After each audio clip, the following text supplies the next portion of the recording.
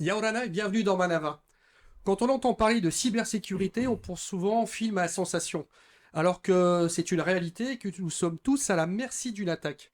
Nos invités du jour nous en parlent. Avec nous, Maxime Terrassin pour la société Foxit, Jean-Philippe Péala qui est directeur du système d'information, Jean-Pierre Claude pour la société Terama et le président du club Clusir Tahiti, tout nous expliquera ce que c'est après, et Vaya Nota qui est référent de sécurité système information, donc le RSSI, pour le SPCPF. Voilà. Bienvenue à tous les quatre, ravi de vous accueillir sur ce plateau. Oui. Jean-Philippe, première question pour toi. Qu'est-ce que la cybersécurité? Alors, qu'est-ce que la cybersécurité? C'est un ensemble de mesures qu'on va retrouver, qu'on va appliquer autour de la sécurité cyber. Donc, on entend cyber par informatique numérique. Donc, Internet, on va dire.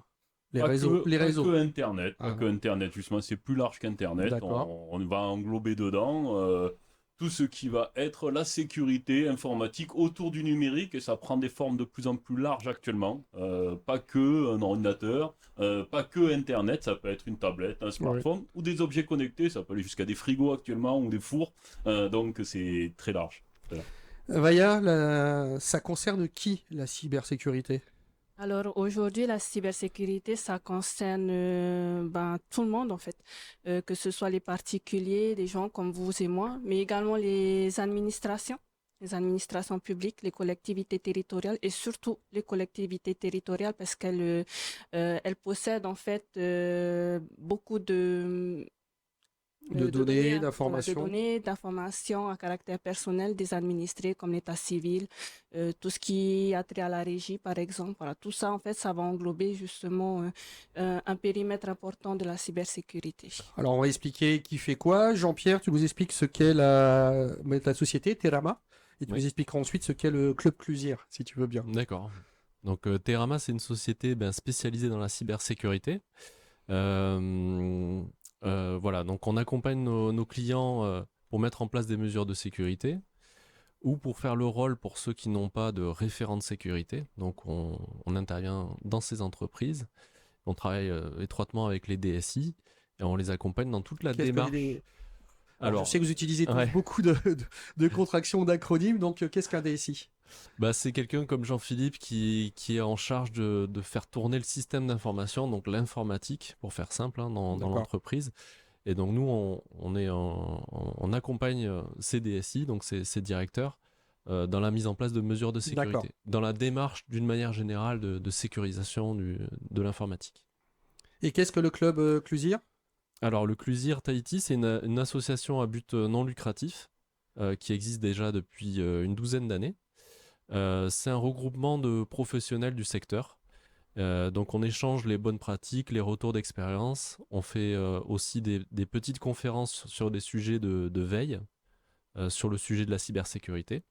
C'est un sujet qui évolue très vite, donc on a besoin de se maintenir à jour, de s'informer, d'échanger de l'information entre professionnels. D'accord. Maxime, toi, tu nous expliques ce qu'est Foxit? Oui, c'est comme Terama, hein, c'est une société spécialisée dans la cybersécurité.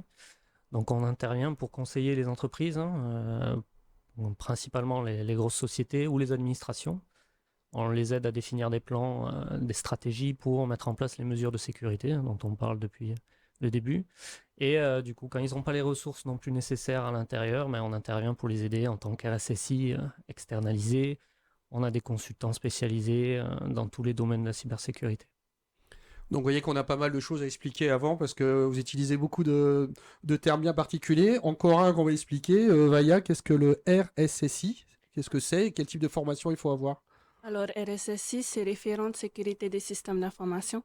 Donc, en clair, moi, mon rôle en tant que référent de sécurité des systèmes d'information RSSI, c'est d'épauler justement mon entité, donc le SPCPF, dans la mise en place en fait de mesures de sécurité. Mais également en tant que syndicat pour la promotion des communes qui travaillent auprès des communes. Mon rôle, c'est également de sensibiliser les communes justement sur la partie cybersécurité, sécurité en général, mais également de les accompagner dans la démarche de sécurisation de leur système d'information. D'accord. Tu as une formation particulière locale? Tu as dû aller prendre une formation complémentaire à l'extérieur? Comment est-ce que ça s'est fait? Alors pour ma part, j'ai fait une formation, une licence en fait en informatique ici à l'université de Donc, Polynésie tu étais déjà française. passionné à la base. Oui, plus ou moins. Voilà, j'aimais bien l'informatique de base et moi, j'étais plus axée sur la partie développement de sites web. Et puis ensuite, j'ai pu avoir un poste au SPCPF. J'ai été accompagnée justement dans ma formation de RSSI parce que voilà, c'est un métier qui est tout nouveau et qui n'existe pas forcément partout. Donc forcément, derrière, il faut un bagage qui soit quand même assez adapté. Et voilà, donc du coup, je me suis fait accompagner par un prestataire dans le cadre de mes missions. D'accord. Jean-Philippe, les systèmes d'informatique du pays sont régulièrement attaqués? Est-ce que c'est quelque chose de courant? Et comment est-ce que vous faites pour parer à tout ça? Alors, est-ce que les systèmes informatiques du pays sont régulièrement attaqués? Oui. Ils sont même attaqués tous les jours et en permanence. Est-ce qu'on est les seuls dans cette situation-là? Malheureusement, non. C'est C'est global. Ouais. c'est une situation planétaire. Et, ce que je voudrais dire directement, c'est que c'est non seulement planétaire, et je tiens à souligner que la Polynésie, malgré sa situation géographique où on se sent relativement épargné de pas mal de choses sur la planète, sur la cybersécurité, on ne l'est pas. On ne l'est pas, et c'est quelque chose par contre qui est ancré dans une espèce d'inconscient. On a l'impression qu'on est un petit peu isolé. La cybersécurité, donc, oui, on est attaqué, le pays est attaqué, on est d'ailleurs une cible entre guillemets privilégiée, comme toute entreprise ou toute institution qui est connue. Donc on a des attaques peut-être un petit peu plus ciblées, mais on a aussi des attaques tout à fait classiques et aléatoires, hein. Donc on est dans cette situation-là.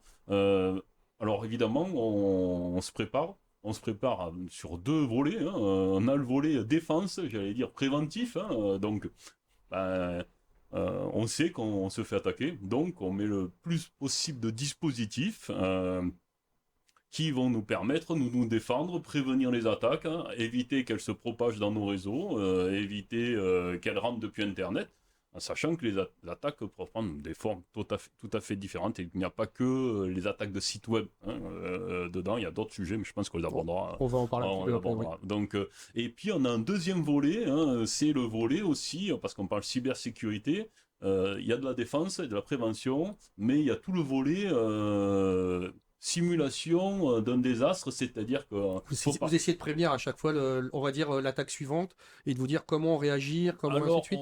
je vais même plus loin que ça, on essaye d'être proactif, mais aussi on part du principe qu'à un moment donné, on perdra. Parce qu'on perdra un jour ou l'autre, hein, et donc du coup, c'est Comment réagir une fois Voilà. que vous avez, on va dire, perdu. Ouais. La continuité d'activité, Oui. comment les services Comment aux réagir, usagers ouais. vont continuer à être réalisés, comment nos systèmes d'information pourront être restaurés et éviter d'être réattaqués dans la lignée sur les mêmes types de failles. Donc on a ce volet aussi quand même de simulation, un petit peu comme je dirais les pompiers qui s'entraînent et font de la prévention pour contre les incendies. Ouais, mais ça, mais il faudra aller au feu de toute façon et À un vous savez que moment vous allez donné- devoir y aller. À un moment donné, on ira. On ira. Jean-Pierre, là, est-ce qu'on peut considérer, là on parlait du côté, on va dire, administration, est-ce que on va dire la population, donc nous, sommes suffisamment prudents? Est-ce qu'on est suffisamment alerté quand j'entends Jean-Philippe qui nous dit qu'en fait les systèmes sont attaqués tout le temps en permanence? Est-ce que la population, elle, est suffisamment prudente? Alors je rejoins ce que disait Jean-Philippe, c'est-à-dire ici on a une sensation d'être loin de toutes ces problématiques, hein, de cybercriminalité, voilà. Est-ce qu'on pense que l'insularité nous protège? Voilà, alors qu'il n'y a pas de frontières dans Internet, hein, on est accessible comme n'importe quelle entreprise, ou même les particuliers sont accessibles par les mêmes schémas de fraude, hein. Donc je dirais que non, dans la conscience, on va dire, publique, j'ai l'impression que non, dans le grand public, c'est pas vraiment encore un sujet.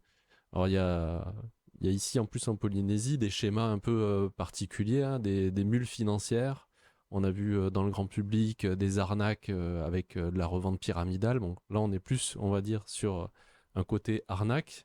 Quand on parle de cybercriminalité, on parle On parle plus du monde professionnel en général et notamment du rançonnage, hein. Alors ça, on en parlera peut-être un peu plus Ouais. tard, mais c'est le phénomène voilà, qui fait beaucoup de dégâts en ce moment. Donc c'est de bloquer l'informatique, de prendre en otage les données. Et donc non, je dirais que tout simplement non, aujourd'hui malheureusement la prise de conscience elle n'est pas encore présente, hein. Maxime, dans l'esprit de ce que vous étiez en train de dire, est-ce que les attaques, alors elles sont permanentes, mais est-ce que tu sens que ça monte de plus en plus et que les entreprises sont de plus en plus alertées et se tournent donc plus facilement vers vous? C'est une très bonne question. Merci. Parce que c'est important, c'est parce que moi je suis dans cette activité à Tahiti depuis 2018 et il y a une évolution, alors c'est l'espace de quelques années, hein, 2018 jusqu'à aujourd'hui, mais il y a déjà eu une évolution importante.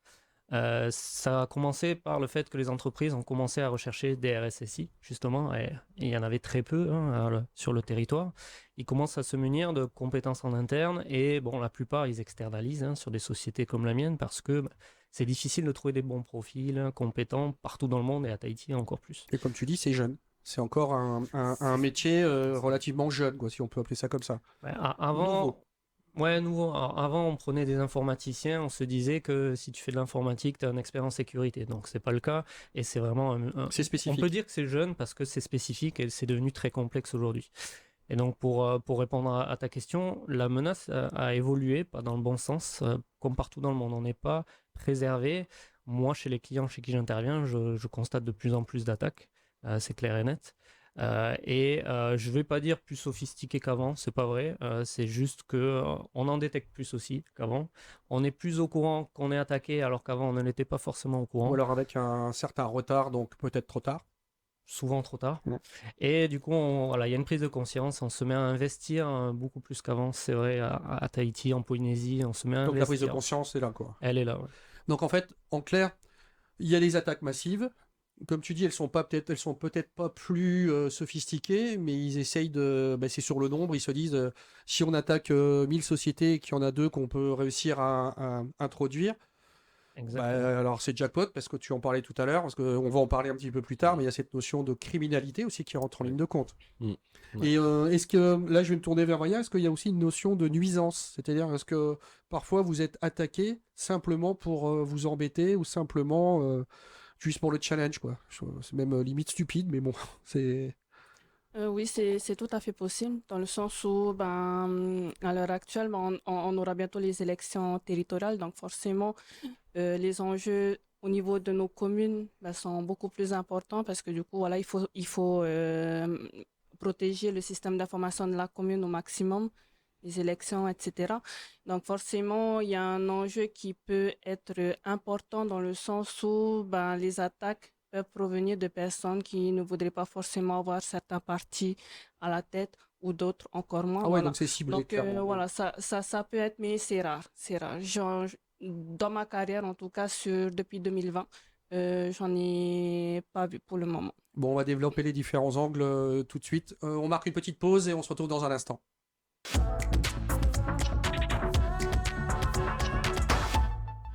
On se retrouve avec nos invités. Maxime Terrassin pour la société Foxit.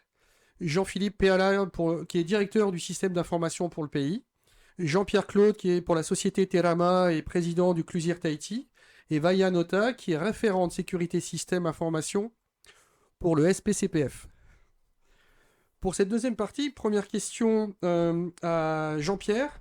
Les attaques concernent aussi les particuliers et quelles sont les menaces principales pour un foyer?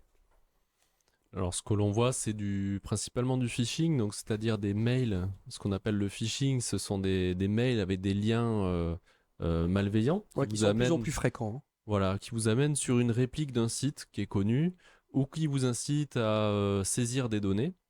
Voilà, il y a ce type-là de menaces. Ou alors, il y a plutôt du type arnaque, donc quelqu'un qui essaie de vous faire peur, établir une relation, un échange avec vous. Et là, vraiment, pour obtenir de l'argent, vous escroquer. En clair, ils vont utiliser des termes comme banque, impôts, enfin, ils vont utiliser des logos ou des sociétés ou des ministères et on se dit, tiens, qu'est-ce qui se passe? Voilà. On rentre les données. Alors qu'aucun ministère ou personne ne demande de rentrée de données. Et c'est ça, hein, Voilà. le hacker, on va utiliser le terme, hein, parce que c'est un Mm. peu ça aussi, Mm. où la personne malveillante va ensuite siphonner Des les comptes. numéros de carte bleue, voilà, c'est ce qu'ils cherchent principalement, un numéro de carte bleue avant tout. Ou alors prendre le contrôle d'un compte qui permet ensuite d'accéder à d'autres choses, votre messagerie, etc. Donc ça, on en parlait pour les particuliers, mais c'est aussi valable pour les sociétés, pour les PME et ainsi de suite, quoi. On doit Voilà. être très attentif à ça. Alors je dirais que pour les PME, c'est un schéma aussi où ils cherchent à obtenir de l'argent. Il y a d'autres procédés. Les vecteurs d'attaque, c'est toujours le phishing, hein, donc le mail piégé. Ça peut être aussi ce qui est exposé sur Internet, donc une messagerie qui n'est pas sécurisée, un site web qui n'est pas protégé. Ça, c'est le deuxième vecteur que l'on voit le plus. Et le but pour une entreprise, pour obtenir de l'argent d'une entreprise, pour ces hackers, c'est de bloquer le système d'information. Donc ça va être Et de très mettre clairement, en place demander un le rançon. malware. Voilà, et Ce qui demander est un déjà arrivé, rançon. on en a entendu parler, ils vont intégrer un système informatique d'un hôpital, Oui. Voilà, d'une société quelconque, tout à et fait. la bloquer. Tout à fait. Alors, il y a des secteurs d'activité qui sont principalement ciblés, hein, les hôpitaux. Ça a été une catastrophe l'année dernière en métropole, hein. Il y a les collectivités territoriales aussi, qui sont très attaquées en métropole, hein. Et puis après, il y a voilà, tout ce qui est services financiers, enfin, secteur financier, assurance, très ciblé, ou des entreprises dans des secteurs comme le transport. Voilà, donc tout le monde est Tout attaqué, ce qui hein. peut être nuisible on va dire à la collectivité ou à la Ouais. population est ciblé Voilà. de telle façon à mettre la pression et se dire bon ben les sociétés vont payer. Alors vous n'êtes pas magicien, mais quelle est la réaction à avoir dans ce cas-là, Jean-Philippe? Je dirais la réaction à avoir, c'est, je répondrai différemment. C'est la nécessité de se préparer. Bon, on va aller en amont alors. Je parle là pour le côté entreprise, hein, Bien sûr. PME ou entreprise. La bonne réaction, c'est celle qu'on a anticipée, qu'on a réfléchi et où on déroule un plan qui est maîtrisé à l'avance. C'est-à-dire qu'en fait, partons du principe qu'on perd, qu'est-ce qu'on va dérouler alors qu'on a perdu. Évidemment, il y a cette partie-là. Par contre, un point commun dans les entreprises et chez les particuliers, je dirais, c'est la sensibilisation. On n'a pas suffisamment de sensibilisation sur les sujets. Je rebondis sur ce qui vient d'être dit, mais on reçoit des mails. On peut recevoir des mails de quelqu'un qu'on pense connaître, parce que c'est assez facile de faire de l'usurpation d'identité sur la messagerie électronique. La message électronique, si on le compare au papier, c'est un peu le même système. Il n'y a rien qui empêche quelqu'un de mettre sur l'expéditeur d'une enveloppe un faux nom. Sur le mail, c'est à peu près du même niveau de difficulté technique. Donc n'importe qui peut se faire passer pour n'importe qui. Et c'est très facile à réaliser, ce qui fait qu'il faut avoir une vigilance toute particulière sur l'orthographe, sur la façon de s'exprimer, sur des demandes anormales. J'allais te dire, c'est assez courant. On lit le mail et si on a un pote qui vous envoie des messages régulièrement et que là, en l'occurrence, il y a 40 fautes d'orthographe, normalement, ça donne une petite indication. On se dit, bon, là, c'est pas normal. Et chez nous, on a l'expression, c'est quand c'est flou, c'est qu'il y a un loup.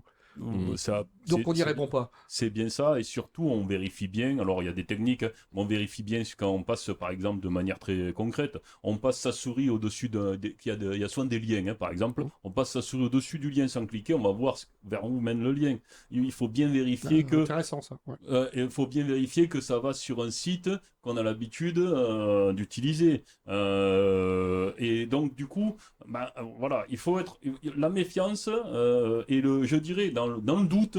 Dans le doute, il n'y a souvent pas de doute, mais pour vérifier, parce qu'il y a quand même, il ne faut pas tomber dans la paranoïa non plus, hein, il faut être plutôt vigilant. Mais une chose toute simple, c'est de contacter l'expéditeur, surtout si vous le connaissez. Si vous avez un doute sur la demande, contactez l'expéditeur, que ce soit un organisme, que ce soit une autre entreprise, un particulier, si c'est votre cousin, contactez-le parce qu'en fait, ne donnez pas vos informations confidentielles, bancaires, personnelles, code d'accès, si vous avez le moindre doute. C'est Je crois jouer que le piège. l'expression, c'est ce que tu as dit. S'il y a un doute, c'est qu'il n'y a pas de doute. Voilà. C'est qu'il y a quelque chose qui ne va pas, donc vaut mieux demander à ce qu'on nous renvoie le Demander message conseil. et on peut avoir de vrais. Mm. Il faut être beaucoup plus éveillé. Et au sein, Vaya, toi, au sein des différentes communes, est-ce que vous avez des formations pour le personnel en leur expliquant attention, n'allez pas sur ce genre de choses, ne faites pas ça, et ainsi de suite? En effet, nous effectuons beaucoup de sensibilisation auprès des communes. À l'heure actuelle, nous avons mis en place en fait un réseau de référents informatiques par lequel du coup nous communiquons auprès de nos communes directement en les alertant sur des menaces en cours ou des menaces voilà qu'ils doivent corriger et faire en sorte de prévenir en fait leurs prestataires pour justement mettre en place les patchings, donc les correctifs nécessaires au bon fonctionnement en fait de leur logiciel, que ce soit la messagerie ou autre Ouais, logiciel. ils sont de la alertés, commune. ils savent qu'il faut faire très Voilà. attention. Et en plus de ça, du coup, nous faisons également des séminaires, donc séminaires sur la sécurité, cybersécurité. Donc du coup, nous avons accueilli plusieurs communes, donc toutes les communes adhérentes à la compétence informatique, qui sont au total de 39. D'accord. Et avec ces communes-là, nous avons par commune justement invité et les agents et les élus à participer à Pour ce qu'ils comprennent séminaire. bien Voilà, c'est l'importance ça. de ça. Parce que tout vient en fait du coup de l'élu, de l'exécutif. Donc voilà, il faut montrer l'exemple. Si l'élu montre l'exemple, les agents vont s'appliquer. Notion d'exemple fonctionne toujours très bien. Jean-Philippe, tout à l'heure, parlait de quelque chose, alors vous avez tous parlé de quelque chose de très intéressant, mais l'hyperconnectivité, le fait qu'en fait, on est persuadé que ça ne peut être que l'ordinateur, alors que, comme tu le disais, ça peut être tablette, téléphone, monde connecté, et très intéressant, tu parlais des fameux frigos maintenant qui sont connectés, tout ça. Donc, est-ce que vous, de votre côté aussi, vous devez vous mettre à la page régulièrement et update tout ça un petit peu? Oui, 100%. Et c'est toute la difficulté aujourd'hui de ce métier qui n'est plus un métier d'informaticien, c'est un métier de spécialiste. Mais dans notre domaine, si je prends l'exemple de moi, de ma société, je ne peux pas conseiller tout seul sur tous les domaines. Je suis obligé d'avoir des experts dans chaque domaine. Pour les tablettes, et encore, on parle de tablettes des fois d'Android, des fois on parle, Et en plus, c'est différent, oui. voilà, on parle d'iPhone, donc c'est pas du tout le même système d'exploitation. Donc on a des spécialistes dans chaque domaine et en fonction du contexte de l'entreprise dans laquelle on se trouve, on ne fait pas la même sécurité. Dans un aéroport, je ne vais pas faire la même sécurité que pour un hôpital. Ça dépendra des systèmes qu'ils utilisent. Donc effectivement, l'hyperconnectivité a complexifié tout ça et a augmenté ce qu'on appelle dans le jargon la surface d'attaque. On a beaucoup plus de points d'entrée possibles que seul un site internet. Aujourd'hui, le site internet, j'ai envie de dire, c'est même la chose la moins risquée. Dire, c'est pas très grave, sauf si, évidemment, c'est ce qui vous permet de vendre beaucoup et de faire de l'argent pour une société. Mais souvent, les vecteurs d'attaque ils sont vraiment multipliés aujourd'hui. Mais là, c'est très intéressant, c'est parce moi, par exemple, quand j'ai préparé l'émission, j'ai pas du tout pensé, j'ai pensé à toute l'informatique, mais j'ai pas du tout pensé au fameux frigo ou la domotique et ce genre de choses. Mais c'est aussi un moyen de nuire aux particuliers. Donc ça, vous vendez, alors on est obligé de parler, il y a un côté mercantile, mais c'est la réalité, vous vendez des systèmes pour protéger tout ça aussi? Ou vous proposez des systèmes pour tout ça? Alors, pas pour les particuliers, hein. Nous, on est. Vous êtes spécialité plutôt sur les Maxime et moi, entreprises. voilà, on est plus spécialisé sur les entreprises. Je rajouterais quelque chose par rapport à l'hyperconnectivité aussi. Donc, il y a les systèmes en eux-mêmes, mais il y a aussi l'écosystème des prestataires qu'il y a autour. C'est-à-dire que le système d'information, il est ouvert aussi à l'extérieur, parce qu'on a des prestataires qui doivent se connecter dedans pour mettre à jour certains logiciels. Donc, il y a aussi le système d'information qui, avant, était très cloisonné avec des firewalls pas forcément ouverts. Maintenant, il est amené à être ouvert parce qu'on veut échanger des données avec des partenaires, parce qu'on a besoin de faire rentrer dans le système d'information certains prestataires. Donc il y a ce phénomène-là aussi d'interaction avec l'extérieur qui s'amplifie largement sur tous les systèmes d'information. On a créé un monstre. C'est un monstre avec une frontière qui n'est plus aussi facile à protéger qu'avant en fait. Donc c'est pour ça que ça devient utilisé le terme hacker. Ouais. Donc hacker, qui peut m'expliquer ce que c'est ou qui sont les hackers? Mais on a aujourd'hui plusieurs profils. C'est pas si simple, on peut pas dire voilà, c'est un hacker qui nous a attaqué. Non. La définition d'un hacker, c'est quelqu'un qui va détourner le fonctionnement d'un système à son avantage. Point barre. Aujourd'hui, un hacker, c'est employé à tout va, mais nous, on parle plus de profil d'attaquant. Donc moi, pour une société comme un aéroport, le profil d'attaquant, ça va être peut-être le terrorisme, ça va être peut-être des profils très organisés. Et pour une société avec moins de risques, ça sera, comme on disait tout à l'heure, celui qui veut s'amuser, qui veut dire « Regardez, j'ai réussi », comme le cas qu'on a eu pour l'OPT, du jeune qui s'était amusé à dire « J'ai réussi à hacker l'OPT ». Donc en fait, on a plusieurs profils d'attaquants. Ça rajoute de la complexité encore, mais du coup, quand on arrive à cerner ce profil d'attaquant, on sait mieux sécuriser sa société.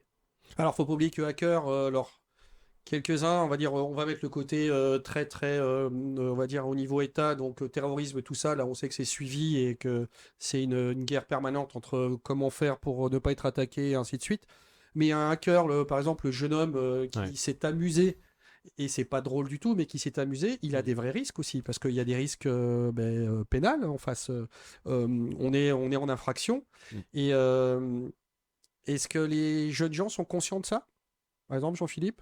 Alors, pas forcément, mais en plus, en plus de pas forcément être conscient des risques pénaux, on a une problématique, c'est que justement une majorité de nos hackers ne sont pas du pays qui Ouais. attaque. Ça veut dire quoi? Ça veut dire qu'ils échappent relativement facilement Allez, poursuite. à une poursuite pénale. Mm. Parce qu'on peut relativement facilement aussi avoir d'anonymat, on peut changer virtuellement de pays quand on fait des attaques, et un hacker un petit peu averti, hein, et bon, c'est ouvert un peu à tout le monde, hein, mais va éviter d'attaquer le site de l'institution qui est juste à côté de chez lui. Pourquoi? Parce que dans ce cas-là, on retrouve la personne et elle est sévèrement punie. Donc en fait, on se méfie plus de l'international, et en tout cas des pays qui n'ont pas de coopération juridique, plutôt que des personnes qui peuvent être directement condamnées, Oui, c'est qui normal, sont oui. condamnables Oui, ils localement, sont- parce qu'en ils fait sont le risque protégés. qu'elles prennent est beaucoup plus important. Là, la Polynésie, on parlait tout à l'heure du fait d'être un petit peu, on va dire, pas protégé, mais on va avoir un highlight, enfin une mise en lumière dans quelques mois, l'année prochaine avec les JO. Donc j'imagine qu'il y a un risque encore plus accru d'être attaqué. Alors oui, le risque d'être attaqué est peut-être pas plus accru. Par contre, on risque la répercussion est plus élevée. Le risque qu'on prend, que ce soit les institutions, que ce soit certaines entreprises majeures de la Polynésie, le transport également, c'est d'être pendant que tous les projecteurs seront braqués sur la vague, si on a une attaque qui fait du bruit d'une certaine manière, Ça fera une caisse de c'est que résonance. voilà, toutes les caméras se tournent d'un seul coup sur cette institution ou sur cette entreprise, et du coup, les répercussions seront bien plus graves, bien plus négatives pour l'image de la Polynésie au sens large. Et c'est ça l'enjeu. C'est-à-dire qu'en fait, du coup, on peut avoir paradoxalement des profils d'attaquants différents. Peut-être un petit peu plus de profils mafieux à un moment donné, mais également aussi des gens qui peuvent se dire c'est l'occasion d'eux, qui sont des hackers chez eux, et qui se disent il y a les JO, c'est le moment de se mettre en lumière. Donc oui, on est tout particulièrement vigilant pendant cette période-là, où on va être effectivement sous les projecteurs de toute la planète. Bon alors en conclusion, restons très attentifs. Vous voyez que le sujet est très large. On a essayé de le vulgariser un petit peu, mais pas facile parce que ça touche à beaucoup de choses. Merci à vous quatre d'avoir accepté notre invitation, Merci. d'être venus sur le plateau nous parler un petit peu de tout ça. Bonne fin de journée sur TNTV et à demain.